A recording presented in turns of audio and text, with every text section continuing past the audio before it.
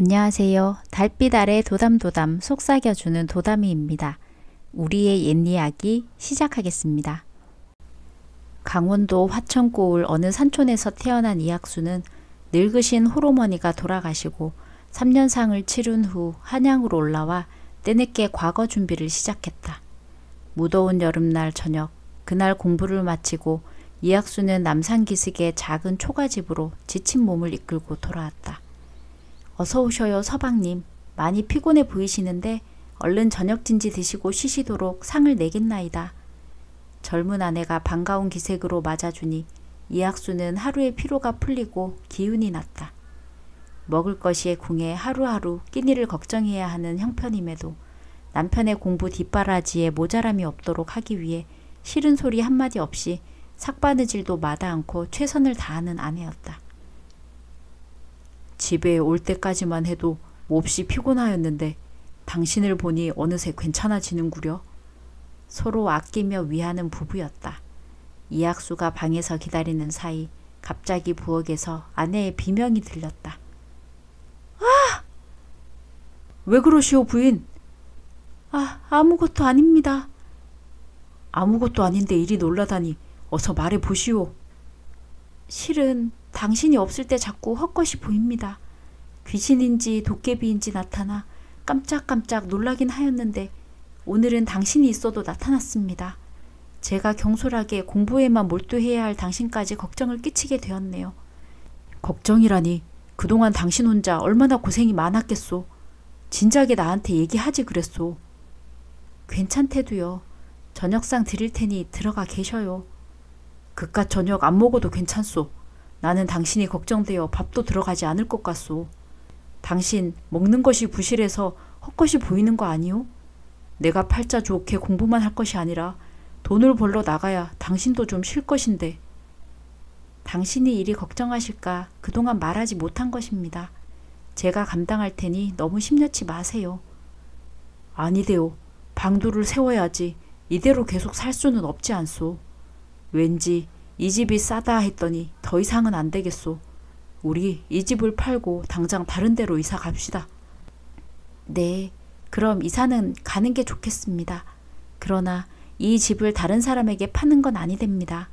우리가 이리 떳떳지 못한 관계로 이 집을 떠나는 것인데 다른 사람이 똑같은 일을 겪을 걸 알고도 이 집을 넘기는 건 있을 수 없는 일입니다.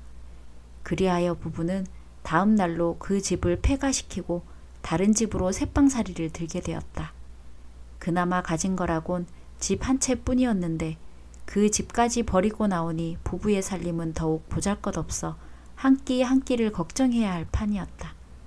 그때마다 이학수는 글 공부는 그만두고 돈을 벌러 나서겠다 하였지만 아내는 한사코 말리며 공부에만 매진하시라 간청했다. 세월은 흐르고 흘러 아내의 뜻을 꺾지 못한 이학수는 혹독하게 자신을 책찍질하여 마침내 과거급제의 꿈을 이루었다. 전국에 좋다는 자리를 마다하고 이학수가 첫 부임한 곳은 고향인 화천 부사였다. 나 혼자의 힘으로 이 자리에 오른 것이 아니다. 아내의 덕이요 고향의 덕이니 그 고마움을 고향 사람에게도 돌려주고 보살피는 게 맞다. 그렇게 이학수는 화천 부사를 자원한 것이었다. 화천 부사로 내려가기 며칠 전 이학수는 아내와 지난날을 얘기했다. 여보, 이 모든 게 당신 덕분이요. 당신의 희생이 없었다면 오늘날 화천 부사는 꿈도 꾸지 못했을 것이요. 참말로 고맙고 고생 많았소. 모두 당신이 이루신 일입니다. 저는 그저 밥을 지어 올린 것이 다였지요. 그것도 살림이 궁하여 항상 미안한 마음뿐이었습니다. 당신이 미안하다니 당치도 않소. 당신이니 그만큼 잘 해낸 것이요. 오죽했으면 귀신이니 도깨비가 보이는 집에서 말도 못하고 지냈을까. 나는 아직도 그 생각을 하면 당신에게 미안한 마음이요. 실은 제가 정말로 그 집에서 귀신을 본 것은 아닙니다. 그렇소? 나도 기이하다고 생각은 했는데 대관절 무엇 때문에 그런 것이오? 그렇지 않아도 이 일을 얘기할 날이 올 거라 생각은 했습니다. 우리 부부가 고향에서 한양에 올라올 때 목표한 것이 무엇이었습니까? 그거야 내가 과거급제를 하는 거 아니겠소?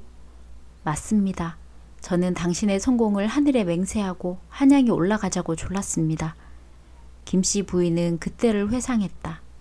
한양에 올라와서 남편의 뒷바라지를 하며 따스한 밥을 지어 올리느라 날마다 아궁이에 불 떼는 게 큰 일과였다. 그날도 아궁이에 군불을 떼려고 하는데 불이 잘 붙지 않고 연기만 자욱하게 퍼지니 어찌된 일인가 싶어 허리를 굽혀 아궁이 속을 살펴보았다. 이런, 바닥이 왜 이리 솟아있누? 이리 높으니 불이 붙지 않는 게로구나. 김씨 부인은 호미를 가져와 아궁이 바닥을 낮추려고 땅을 팠다. 챙. 호미가 뭔가에 부딪히는 소리가 났다. 뭐가 묻혀있는가? 호미로 더 파보니 작은 항아리가 나왔다. 아궁이 바닥에 웬 항아리지? 항아리를 꺼내 뚜껑을 열어본 김씨 부인은 뒤로 철퍽 낮아빠졌다. 이게 웬 금덩이들인지? 항아리 안에는 큼직한 금덩이 3개로 가득 차 있었다. 눈을 비비고 또 비벼봐도 틀림없는 금덩이였다. 이게 웬 횡재란 말인가? 금을 보고 정신이 혼미해졌던 김씨는 이내 고개를 흔들며 침착하게 항아리 뚜껑을 닫고는 다시 있던 곳에 묻었다. 이것은 내 것이 아니다. 그러니 탐내지 말고 마음을 어지럽히지 말자. 이 금덩이를 꺼냈으면 한양에 왔던 다짐이 무너지고 남편의 공부를 뒷바라지하며 어떤 어려움도 이겨내리라 다짐한 마음이 무너질까 두려웠다. 그래서 금이 든 항아리를 처음부터 없었던 것 마냥 못 보았던 것 마냥 지내려고 하여도 남편이 공부에 지쳐 힘들어하고 거기에 찬이 부실할 때에는 어김없이 그 금덩어리들이 김씨 부인에게 환영처럼 나타나서는 속삭였다. 어서 금덩이를 꺼냈소. 나를 두고 왜 사서 고생이요? 금덩이 하나만 있어도 궁핍한 삶은 끝나는 것이오. 마음이 약해질 때마다 어김없이 나타나는 유혹에 김씨 부인은 깜짝깜짝 놀라며 마음을 다잡곤 하였다. 그러나 시간이 지날수록 금덩이의 유혹은 집요하고 강해졌고 김씨 부인은 더 이상 버텨낼 자신이 없었다. 예전 이학수가 공부를 마치고 집에 돌아왔을 때도 지친 남편에게 맛있는 한 끼를 잡숫게 하고 싶은 마음이 굴뚝 같았고 금덩이를 꺼내려는 자신에게 놀라 소리를 지른 것이었다. 점점 커지는 금덩이의 유혹을 견뎌낼 재간이 없어 그 집을 폐가시키고 떠나자 한 것입니다. 말을 마치기도 전에 이학수는 아내를 얼싸안았다. 아니, 집안에 금덩이를 두고도 그 고생을 했다니 유혹에 넘어가지 않은 부인이 정말 자랑스럽구려. 나였다면 진작에 금덩이를 꺼내 썼을 것인데 대단하오. 만약 당신이 금덩이를 꺼냈다면 오늘날 우리의 영광은 없었을 것이오. 그저 그 돈이나 축내며 살았겠지. 당신의 굳은 신념과 의지에 감복했소. 고맙소 부인. 이학수는 일어나 김씨에게 넙죽 절을 하였다. 아니, 이게 무슨 망령이십니까? 화천부사께서 아녀자에게 절을 하시다니요. 나를 만든 건 부인이고 화천부사보다 더 대단하고 중한 사람이오. 김씨 부인은 남편의 너스레에 곱게 눈을 흘겼다. 다음날 부부는 예전에 살던 남산기슭의 초가집으로 향했다. 부엌 아궁이에 금덩이가 그대로 묻혀있으면 하늘이 부부에게 내려주신 것으로 알고 좋은 일에 쓰기로 약속했다. 집터에 도착하자 예전에 풀 한 폭이 없이 깔끔하던 집이 잡초가 우거져 무성하게 폐가로 버려져 있었다. 부부가 해치고 들어서서 아궁이를 파보자 금덩이는 그대로 있었다. 과연 하늘의 뜻이었던가? 부부는 금덩이를 가지고 나와 화천부사로 부임해서도 고이 보관 중이었다. 이학수가 부부에게 준 금덩이에 얽힌 사연은 여기까지였다. 그 중 첫 번째 금덩이는 그대들의 것이요. 나도 그러했지만 옛부터 훌륭한 남편의 옆에는 더 훌륭한 아내가 있는 법. 당신은 아내의 말을 천금같이 받들게. 그러면 반드시 남이 우러러보는 사람이 될 걸세. 당부의 말을 마친 이학수는 벼섬 도둑을 방면하였고 내외는 감사하다 눈물을 흘리며 돌아갔다. 떠나는 그들을 보며 이학수는 두 번째 금덩이의 주인은 누가 될까? 오늘 밤 잠행도 기대가 되었다.